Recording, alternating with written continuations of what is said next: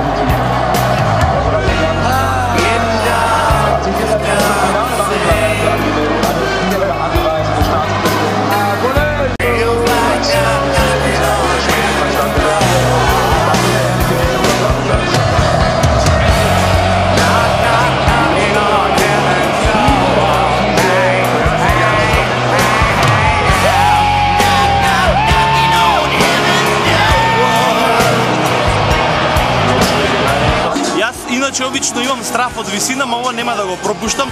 Ќе се качам на оваа панорама и ќе пробам од озгоре да ви ја префрлам онаа атмосфера што ја гледам овде пред мене.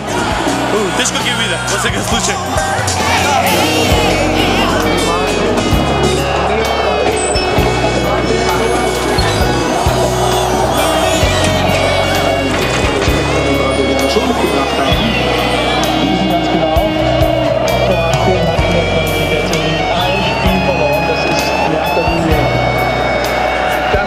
Dieser starken